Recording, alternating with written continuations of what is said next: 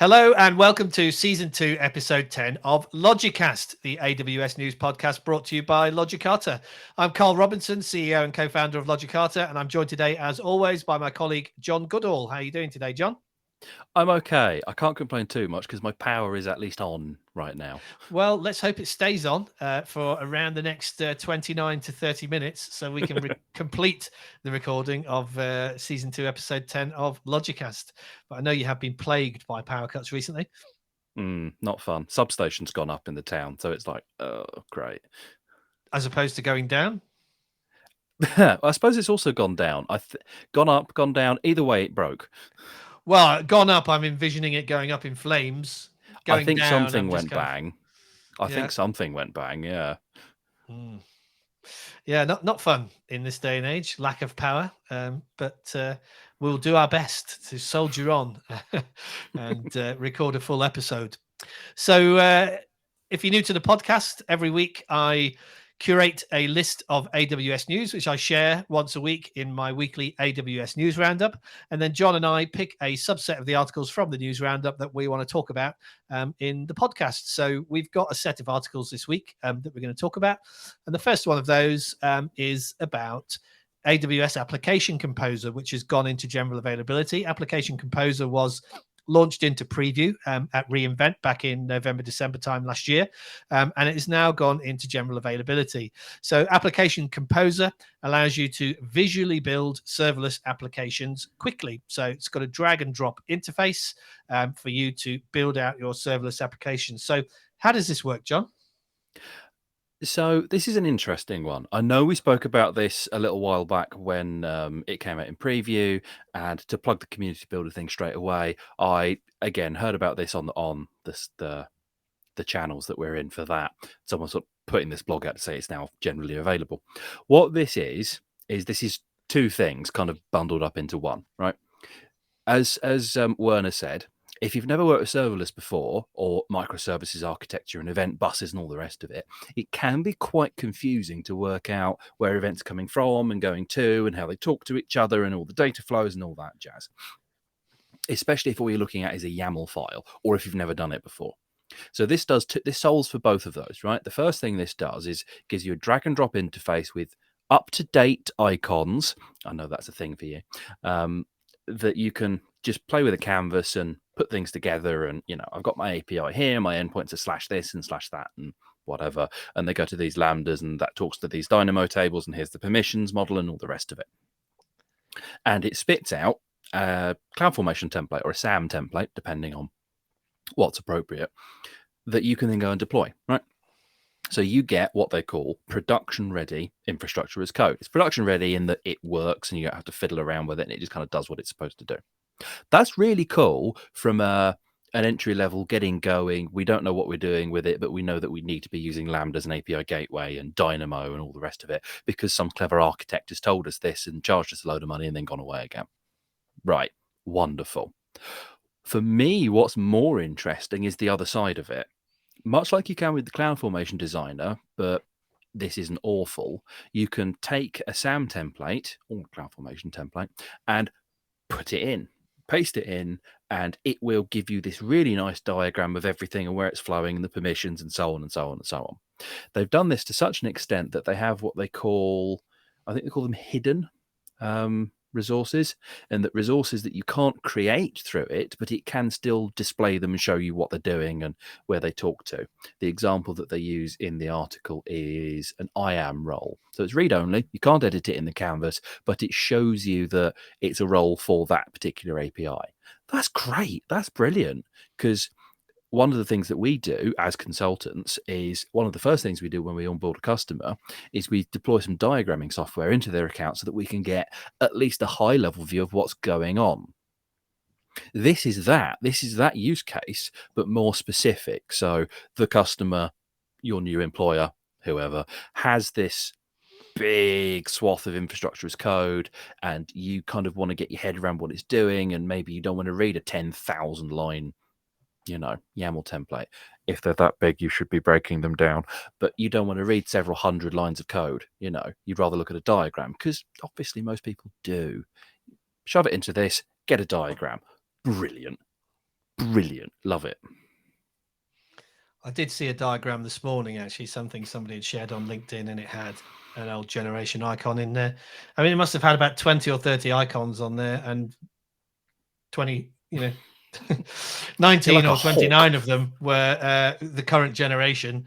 And there was just one glaring off the page at me. And I don't even know what that diagram was about. All I spotted was that old generation AWS service icon on there. And all right, You're like a hawk. You're made me shiver. laser-eyed for them. Yeah. Well, they stick out like a sore thumb. All of the new ones have a lovely, consistent design, and the old ones look really old-fashioned. So they just stick out like a sore thumb. But I do get it. It's what an old designer that I used to work with called design thinking and all that kind of consistent branding and all the rest of it. So yes, I get why it annoys you, but I just find it funny. It's just my OCD, really. It's these things jump off the page at me, and then I no longer know what the page is trying to convey because I'm so irritated by the fact that there's an old generation icon on there. For listeners that this also bothers, I'll see if I can put it in the show notes. Again, I found through the community builder channels a website that lists all the icons, and I think they're all relatively up to date. So I'll see if we can link that in the show notes. Yeah, there is an icon toolkit that you can download from the AWS website as well. Perhaps not quite as convenient as the page that John is talking about, because you can just load that page up and do a quick copy paste, whereas the icon toolkit is a zip file with lots and lots of different versions of the icons in there. But you will, of course, if you download that icon toolkit, have every available AWS icon from the current icon set. So not that this is particularly relevant to Application Composer, but if you've listened before, you'll know that we do quite often digress. So, but it's more relevant than many of our other tangents. So anyway, moving on from Application Composer and on to cloud operations training. So we don't often talk about training on the podcast, but it's something that we all need. It's something that we all do. It's a great way to learn about AWS services, whether they are old or new. This particular article is about building cloud operation skills using the new AWS Observability Training. So observability is something that we talk about regularly on the podcast, and the AWS observability portfolio is burgeoning, for want of a better word. So there are lots and lots of new services, lots of enhancements to old services, such as CloudWatch, lots of new services coming in, like Amazon Managed Grafana, Amazon Managed Service for Prometheus, etc. So if you're not up to speed on AWS observability, then I guess this training would be a great place for you to start. What are your thoughts on this, John? I mean, you've just said everything I was going to say. Observability. Feel free to say it again. Observability is a funny one. It is. And I know that's my intro to a lot of things, but it's an odd one because there's this line between monitoring and observability, right? You talk about monitoring and observability in the same sentence quite often, but they are kind of different things and people do mix them up quite regularly. Monitoring is your basics. Is it up? Is it down? Is it running? Has it stopped? Is the disk full? That kind of stuff, what we're all kind of used to from historic setups. Observability is going deeper into that to the extent it's got its own acronym, OLLY, O11Y, OLLY. And there's lots of tools and all the rest of it. And it's just, again, it's a bit of a minefield, but it's going deeper into the application so that you can say, oh yeah, there is a problem. It's not causing a user impact right now, but I can see a bottleneck here in this API call or there in that data lookup or whatever, right? And because there's so many tools out there, you think, well, what do I pick? What do I do? Where do I go? I've got no idea. Help. And I think this is trying to kind of, yes, it's got an AWS flavor to it, and it's not going to recommend you go and use Datadog, for instance. But it's saying that we have these tools, we have X-Ray, we have CloudWatch, which is being kind of expanded to do things like canary monitoring and then Prometheus and Grafana, as you mentioned, and then to an extent OpenSearch, formerly known as Elastic. And there's this enormous, great kind of wedge of training where it talks about, using the CloudWatch agent and synthetics and canaries and real user monitoring and dashboards and alarms and things that we all know that we should be doing with things like CloudTrail and flow logs that people don't do because it's hard. So I think this is trying to help close that. It's free training, which is great. It's 5 hours, which is a fairly meaty amount of training because very few people are going to be able to dedicate a whole half a day to doing some training. If you're able to do that, I'm envious. Please tell me where you work and no, I'm not leaving you, Karl, don't worry. But I'm envious, because not many people get the opportunity to do that. So it's good. It's very good. I like to see training. I like to see it coming from the horse's mouth because that's one of the things that AWS has not always been amazing at, particularly in the certification spaces. Yes, they will do training, but there's a reason that people go to people like Cloud Guru and Udemy and all the rest of it. It's because their training isn't always amazing. But this looks good. This looks specific, and I like specific training.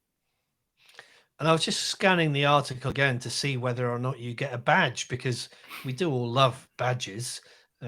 That's badges, like pins, as opposed to the little animals, black and white animals, badgers, although they're quite cute as well.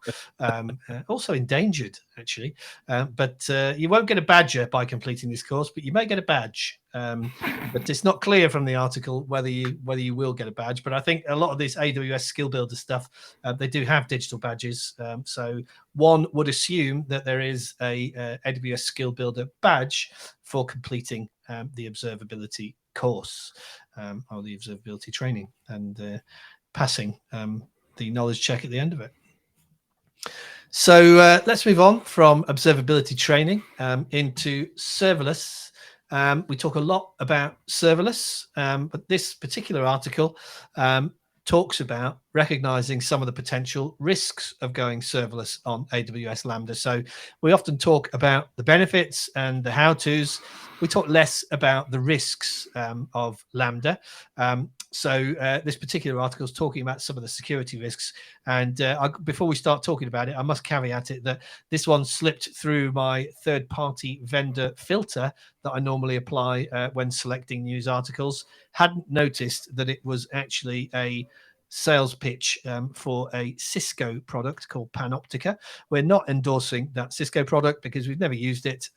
We're not saying that you shouldn't, just don't know anything about it. But it is quite a good impartial article until it gets to the pitch. But it does highlight, some good generic security issues that you should be concerned about if you're going to go serverless with Lambda. So, John, talk us through some of these security concerns that are highlighted here. I don't think it's fair to say that we don't talk about it. We do, but granted, not as often as the other stuff because it's a bit less interesting to a lot of people. But okay. Job one: Lambda functions used to build applications. Well, yes, duh, obviously. But the point is, it's as broad as it's long. If you needed to worry about security in a server-based application, just because it's gone serverless doesn't mean you don't have to. In the same way that just because you're running it in the cloud doesn't mean you don't have to. Okay. It can be processing sensitive data, PII, health data.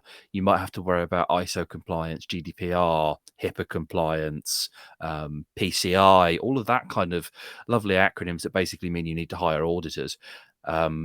If your applications are hosting that, hiring that, using that, whatever, just because it's in a Lambda doesn't mean you don't have to worry about that either. If anything, you have to worry about it more because of just the nature of how they run. Okay. The next thing is the shared responsibility model. I haven't said this for a little while, so we have to mention it every once in a while because if we don't talk about the shared responsibility model, it's bad juju. Got to talk about it occasionally. You're on mute. I'm on mute. We spoke about it last week. Did we? We had a whole article about it. Although last week does seem like an eternity ago, but there we are. Doesn't it just? But yeah, under the shared responsibility model for security, because obviously there's different kind of lenses to it, Amazon is or AWS is responsible for security of the cloud. That's physical, data center, all that kind of thing. You are responsible for security in the cloud as an AWS customer. Okay. And this always comes back down to the S3 thing, is you left it unsecured. That's not their fault. You did it. It's a little bit harsh, but that's kind of just the rule, right? They cannot be going in. They could, they won't, and securing your workloads for you because they don't necessarily know what's appropriate. So again, you need to make sure that your Lambdas are secure. And what does this mean? This means secure coding practices. This means proper IAM permissions and not using star on admin rights so that it can just do anything, because that's just ridiculous. It means things like encrypting the data at rest where it's not done automatically for you. It's things like making sure you're using TLS connections where it's not done for you. It's things like, what else is there in there? Yeah, it's all that kind of stuff. And then on the other hand of things, it's also things like restricting your concurrency. That's less about data exfil and more about people using Lambdas to mine Bitcoin, right? But if you're not controlling the concurrency properly, it can just run away with you up to a service limit, which is hundreds of thousands of invocations. So if you're not controlling that, then again, you're on a hiding for nothing, quite frankly. Moving a bit further down, it talks about, again, authentication and access control. So if your Lambdas are just in the back of the back end, that's a lot less obvious, but you do still need to worry about making sure that only things that need to be able to invoke that Lambda can invoke that Lambda. And if it's kind of front end facing, be that through a direct endpoint or via API gateway, again, it's making sure that only sort of the routes that are meant to be invoking it can invoke it. And it's also making sure that that Lambda permission model, that role, can't be used to pivot and do something else, because again, that's a key thing in security, is pivoting. It's, I've broken into this one thing, what does it have access to, what can I now move around to and go over there, right? So it's making sure that people can't pivot out of your corrupted Lambdas. And then again, IAM, blur, okay. Data injection, everyone knows what SQL injection is, or you certainly should do. So it's just making sure that you're kind of hardening against that sort of thing in your coding practices. It's getting your logging and your monitoring sorted out again, so that if you do have runaway function invocation or a Lambda talking to something that it shouldn't, you know about it, and kind of shutting that down. And then, yeah, as it says again, the security is shared responsibility. So you cannot rely on AWS to do all of it for you. There are some good defaults. There's some sensible defaults. And yes, you don't necessarily have to worry about the data center security, but you can't just write really insecure code and put it on the internet and go, great, that's fine. It's in AWS, it's secure, because it isn't. You do need to take responsibility for what you have built. So, as we mentioned, this is a Cisco sponsored post, but are there any cloud native tools for checking this kind of thing?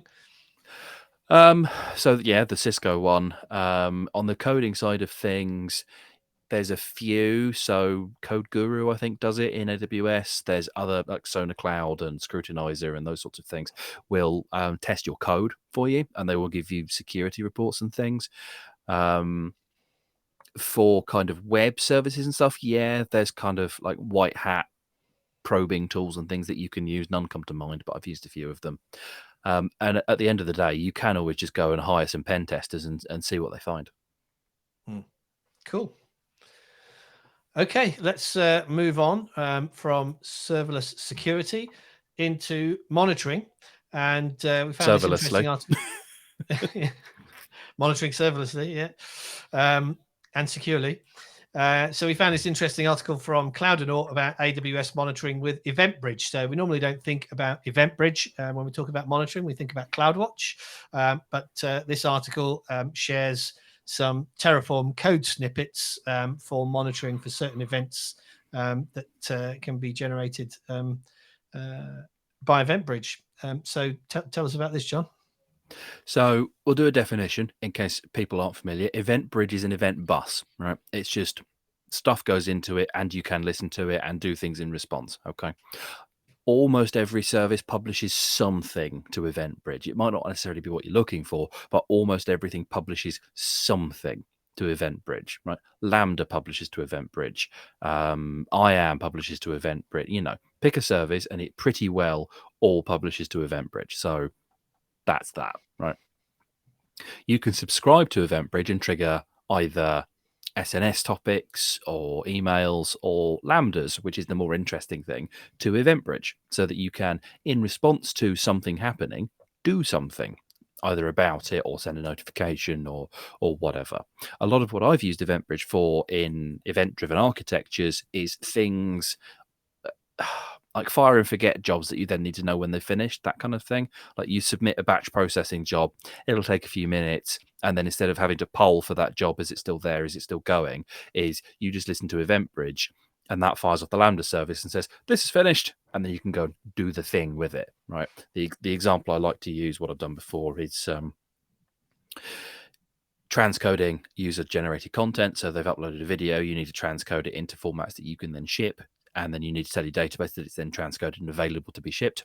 So you send it off to Elastic Transcoder or Elemental Media Convert, and then you subscribe to the event to EventBridge, and EventBridge has that event to say it's finished. And then when it's finished, you can go off and update your database with Lambda, right?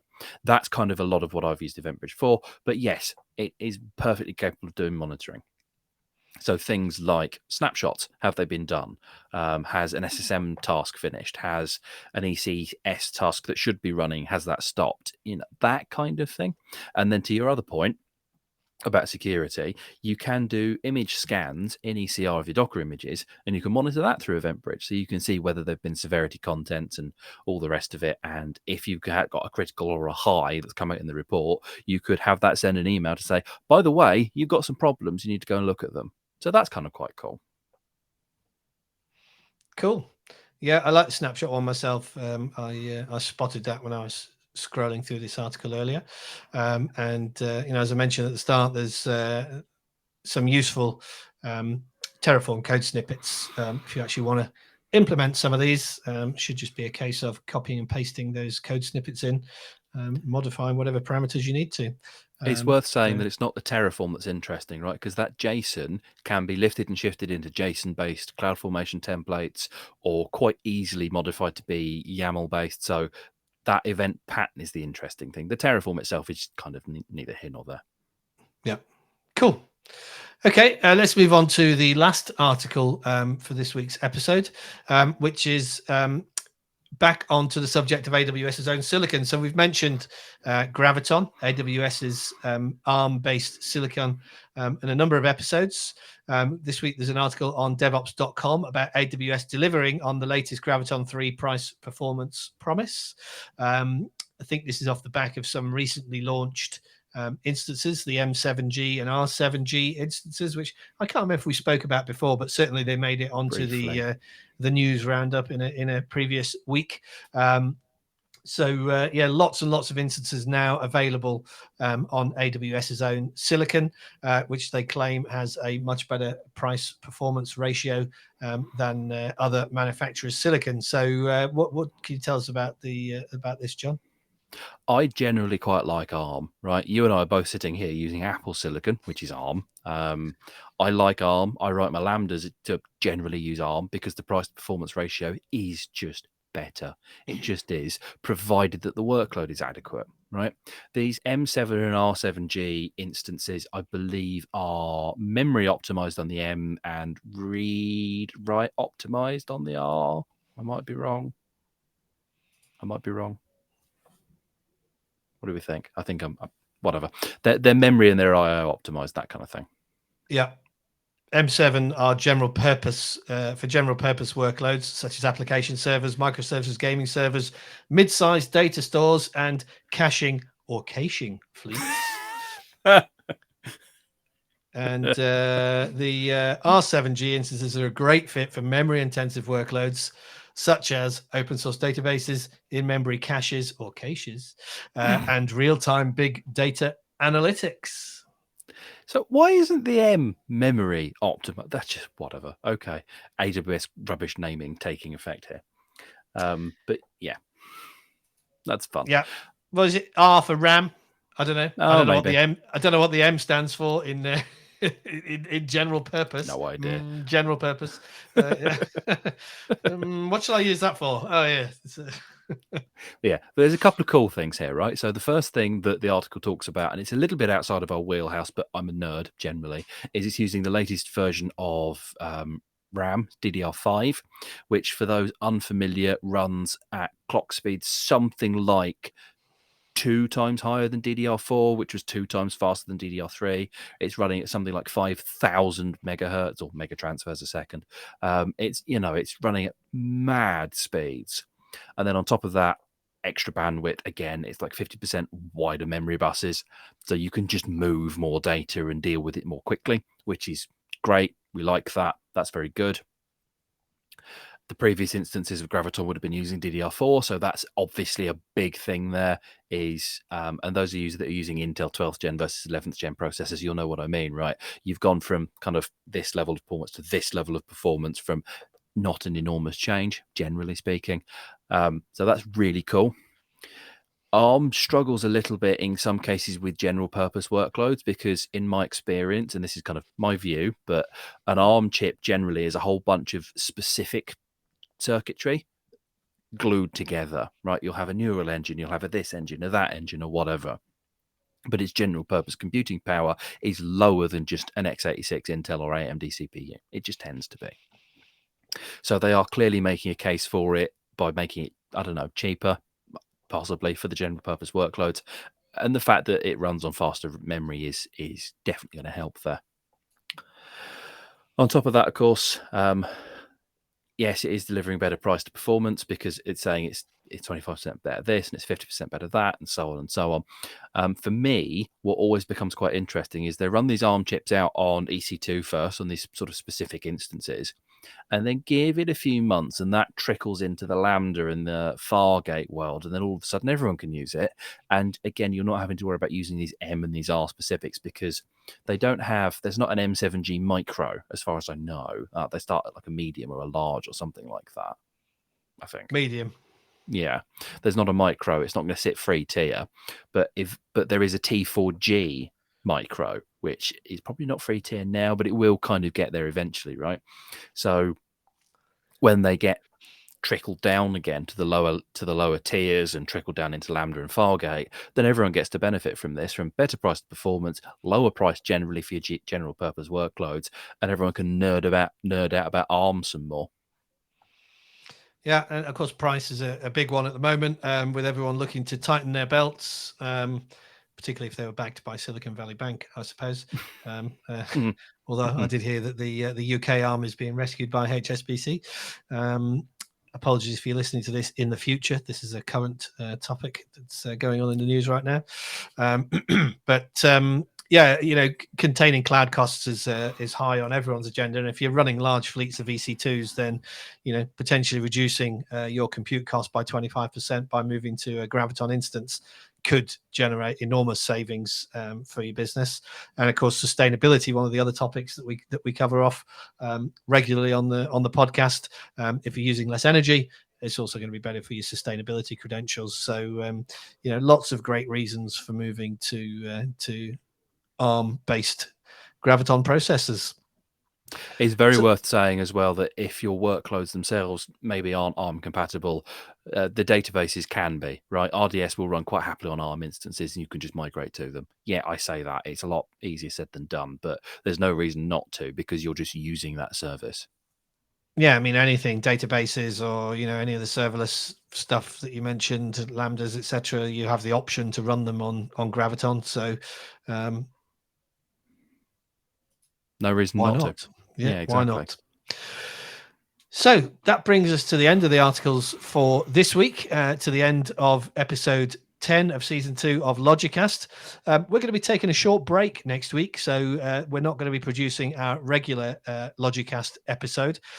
We are all out of the office at our annual log-off event in Barcelona, so we are hoping to record a mini special on location in Barcelona, but we're going to need to figure out the tech and the logistics of that, so watch this space, and hopefully we'll be producing a special with a number of other LogiCast team members featuring as guests, and we'll be back with our regular episode in a couple of weeks. So thanks for listening. That was LogiCast season 2 episode 10.